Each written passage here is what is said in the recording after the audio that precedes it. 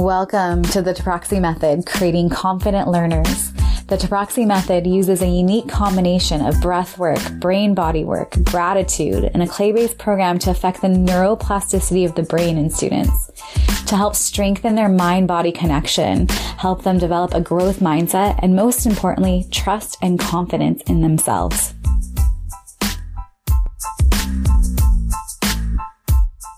Make sure to hit the subscribe button so you don't miss any episodes. One way to support the Creating Confident Learners podcast is to leave a 5-star review and written review anywhere you listen to it. Thanks so much, and let's get started.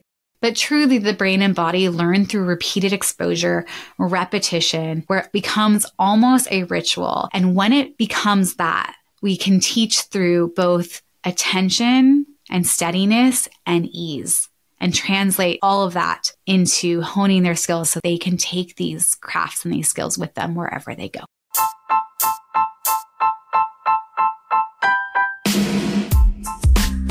Be sure to sign up for the foundation course. This course is here to support you, both parents and educators. It teaches the exact foundational tools I have used with students to increase focus, ease anxiety, and help raise confidence and self-esteem so that they can succeed in all areas of their lives, including academics.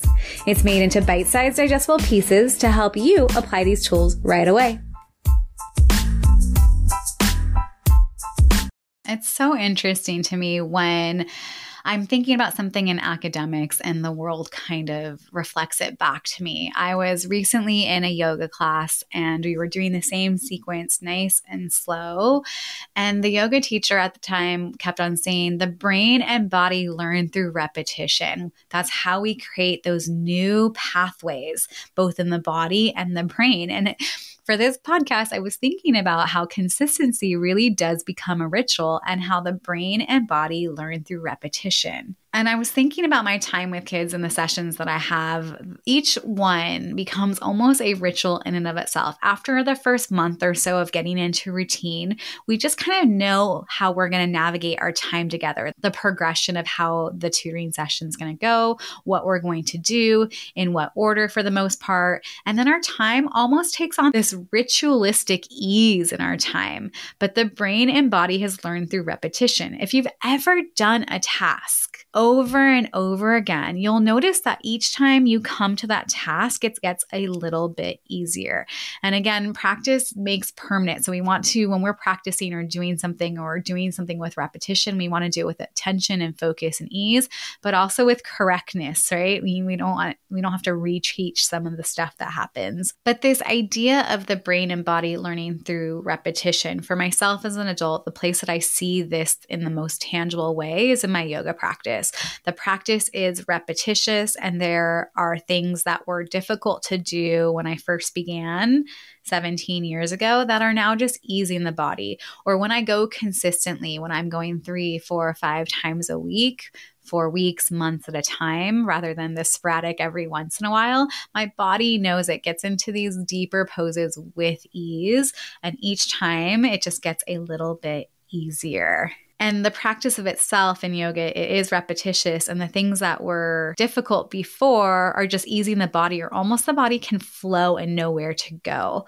There are specific postures over the years of practice that I remember with enough time and effort that just actually clicked. You know, crow pose, when the first time I could do it and get that crow pose both the normal way and side crow, it just, my body and brain clicked together. And then since that point on, it was, before I couldn't do it. And there was a threshold point, and all of a sudden I could do the posture. And since that point, it's always been a posture that is easy for me now. Same with side plank, to name a couple. When I first did side plank in yoga as a new yogi, I was shaking and it was so hard to hold that on one side. And now there was a day where it just clicked and it became easy. And it was just through the act of repetition that these two postures came. And so study skills are much the same as well. It's in setting up the consistency for kids, any age, elementary, middle school, high school, so that the act of it is repetitious. And, this is where I always work on homework. This is when I always do my homework. This is the act itself becomes easier because showing up to the act of studying is easier because it's become a ritual. the body and brain know what to do. Whenever you walk into certain sacred spaces, when we walk into a yoga studio, into a church, a synagogue, a place that's sacred, there's a resonance that comes because there's something that has always been done in this place. I often find that when I open up my mini classroom, my brain personally turns on and goes, oh yeah, it's time to work. I see that with kids too. When I used to homeschool abroad, if I walked into the house, into the classroom, the students, the high schoolers I was teaching, I could see them physically light up and be like, okay, it's time to work. And when I left, oh, the school day is over. It's I was the space and situation for that. And I was thinking about whenever I start with a new student, it's almost the most energy consuming in time, attention, and patience in the beginning. We're getting to know each other, how to navigate the curriculum together, our routine, which always involves a little bit of gratitude, breath work, and problems of the day to check in before we even start anything else. And with time, the things that we put so much effort into, so much energy, it just becomes second nature because there is a tangible repetition. There's a tangible, sequence of events. And I'd say the same thing with bad habits. When we're so used to being one way, and that's the way our actions or behaviors, they don't change over time if that's what we have been practicing and repeating over and over and over again. I do a lot of academic work with kids and processing work to help kids process better, coming back to their body, being able to balance, to be able to focus, learning focus skills. These are all part of academics. A lot of the younger kids who come to me are sometimes very, very impulsive and have a hard time focusing. So we have to learn how to get into the body and teach those skills of how that translates to an academic task and that they need to be focused in the body as well. When I am working with kids, I would talk a lot about their spine needs to be awake, their head over their shoulders, their body still so that they can absorb the information as best as possible. But for kids who are super wiggly, we have to work towards that. I just talked to a kid today about straight spine, eyes on the page, laser focus, that their mind is looking at what the eyes are doing and seeing so they can sit still for that 10, 15, 20 minutes they need for that task at hand, whatever they're doing, reading, spelling, writing, journaling, math games, all those things. They have to be present to what they're doing to really retain information. And so learning how to be still, the breath work, the gratitude, the balance work, the processing skills, the brain work, the tracking, spell reading, sweep reading, these are all the things that bring them into their body, bite-sized pieces for kids to tangibly understand so that they can apply them to the harder academic tasks at hand. I have one family recently that has attributed the ease in their child, his learning, the fact that he has more patience with himself and with his peers, to his time with me here. And I'm so glad to see him letting go of the perfectionism that really was hindering his learning process. A lot of kids who are very, very intelligent, but have a perfectionist personality or perfectionist way of approaching academics or school or anything that they're learning that's new, where they're scared to let it look messy. They're scared to not do it perfect. It really does hinder their learning process. Learning is messy. I talk a lot with kids about just getting their ideas onto paper. It doesn't have to look perfect the first time. We have a lot of rough drafts. And I'm attributing this ease with him, this patience with him to a few things. The way that we talk and communicate with each other, how we move through the curriculum together, efficient but easeful. In yoga, they talk a lot about this concept of stiram sukham. It means steadiness and ease. When you're in a posture, you want to be both focused, but also eased in the body. It's funny because some of those quote unquote hard postures like headstand, which look very, very difficult, the more easeful you are in your body, the more aligned you are, stacking the bones correctly with just the right engagement in the right places of the body makes that posture easier. When you try to muscle through headstand, it often makes it way harder than the posture actually is. So that's what makes me think about school too.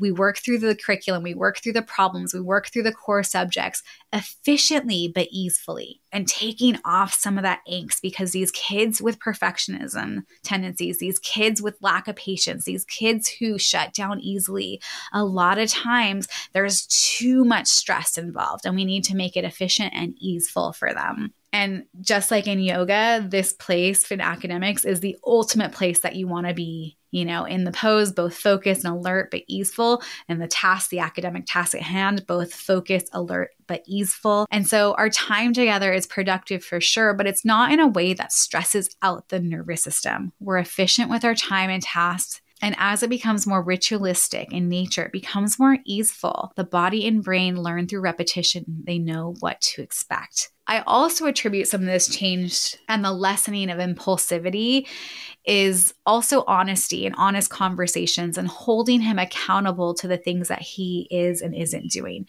One of the things that I truly believe in is in teaching kids holistically and engaging and discussing a lot with them about how they think, how they're approaching a task, how they are acting, how they're not acting, how focused they are or not. All these things come into their awareness through discussion, through conversation, so that we can create the most ideal route from point A to point B. I was also recently asked if I trained people in what I do, the way that I teach. And I am finally at the point where I do think aspects of what I do can be systemized. And I am creating a visual-based reading program right now for you parents that has 11 distinct visual tools to help kids with their reading, spelling, and writing, because those are all highly, highly interlinked. And, there are things that I think can be systemized like that. And then there are other things like the experience or seeing the same thing over and over in kids for over 2 decades, knowing instinctively and intuitively what to do and teach in the moment as not as easy to translate to somebody else. There's really no substitute for experience and time. We really do hone in our craft when we stick to a profession or a task or a skill over time. But I am putting together that Creating Confident Learners reading course with 11 distinct tools that I do go to strengthen reading, spelling, and writing, as well as fill in any gaps in knowledge. And I know that those tools do become consistent and repetitious and almost ritualistic in nature. And that's when they do get embodied and we see real change, and that the tools do really work and are game changers for kids who are behind. One of the things that is in module 1 of this course that I'm developing is brain work. It's the tools to help the brain function and correctly capture letters and words and test the brain and get the right and left hemisphere processing better and talking smoother through things like tracking and spell reading and sweep reading. These are almost the tools or brain work before the work of reading, spelling, and writing. So I'm really excited that that is a big component of this course. And I do believe that we need to teach the brain work, the processing work, the balance, the gratitude, the breath work for kids to function holistically and better and more focused with longer attention spans and easefulness and steadiness in their academics. But we also do have to teach kids things like study skills, the study skills that they need, the core foundation. Learning truly is a lifelong process, but when a kid feels good, they feel competent, then they feel like they can approach any world task, any business, any life challenge that comes along. And this is one of the key components of education. It's not always the information. It's learning how to think for yourself, critically think how you feel about how you learn so that you can feel confident, so that kids can feel confident in life challenges, life skills, or anything that they want to accomplish outside of school for themselves. This is really what school is doing. And we want them to be able to translate that feeling of competency into whatever they want to do in the world. And those are the skills that we're helping kids do in their school years, from elementary to high school. We're really helping them hone in on skills that they can translate to other things. And that is why we teach kids holistically.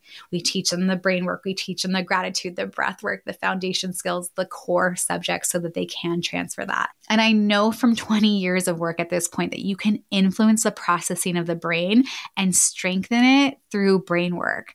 But truly, the brain and body learn together through repeated exposure, through repetition, where it does become almost a ritual with an attention, with focus, with ease. When there are so many things happening and unfolding in that state, that's the feeling that we want them to get. But truly, the brain and body learn through repeated exposure, repetition, where it becomes almost a ritual.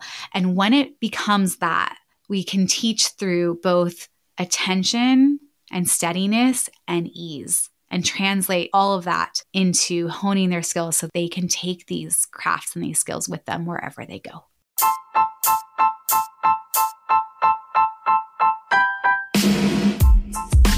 Be sure to sign up for the foundation course. This course is here to support you. It teaches the exact foundational tools I have used with students to ease anxiety and help raise confidence and self-esteem so that they can succeed in all areas of their lives, including academics. It's available as a one-time purchase or as an ongoing monthly subscription with extra group support and monthly live stream.